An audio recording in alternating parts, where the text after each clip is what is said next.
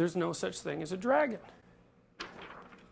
Billy Bixby was rather surprised when he woke up one morning and found a dragon in his room. It was a small dragon about the size of a kitten.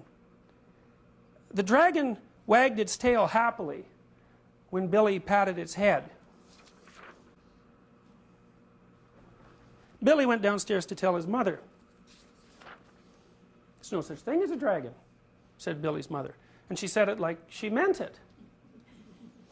Billy went back to his room and began to dress. The dragon came close to Billy in a friendly manner and wagged its tail, but Billy didn't pat it. If there's no such thing as something, it's silly to pat it on the head. Billy washed his face and hands and went down to breakfast. The dragon went along.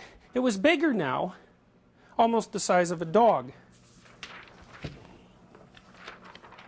Billy sat down at the table. The dragon sat down on the table.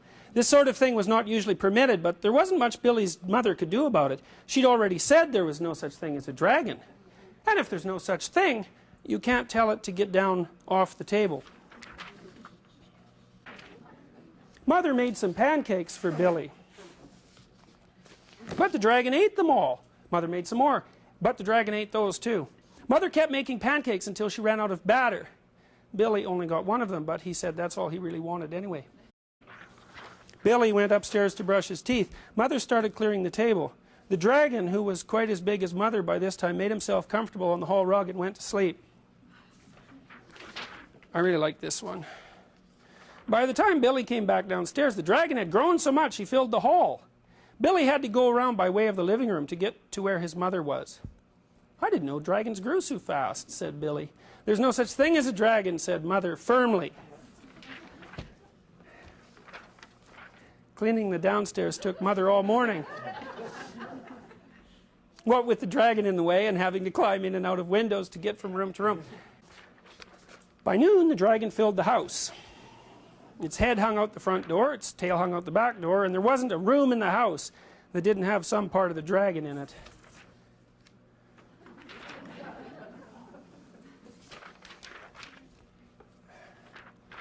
When the dragon awoke from his nap, he was hungry.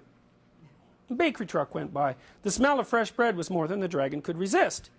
He ran down the street after the bakery truck.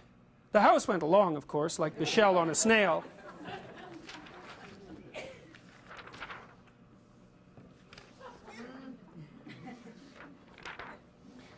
The mailman was just coming up the path with some mail for the Bixbys when their house rushed past him and headed down the street. He chased the Bixbys' house for a few blocks, but he couldn't catch it.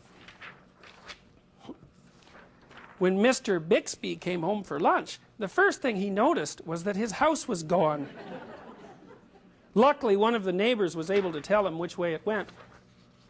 Mr. Bixby got in his car and went looking for the house. He studied all the houses as he drove along. Finally, he saw one that looked familiar.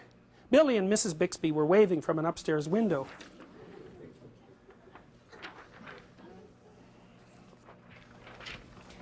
Mr. Bixby climbed over the dragon's head onto the porch roof and through the upstairs window. "How did this happen?" Mr. Bixby asked. "It was the dragon," said Billy. "There's no such thing," Mother started to say. "There is a dragon," Billy insisted, "a very big dragon." And Billy patted the dragon on the head. The dragon wagged its tail happily. Then, even faster than it had grown, the dragon started getting smaller. Soon it was kitten size again. "I don't mind dragons this size," said Mother.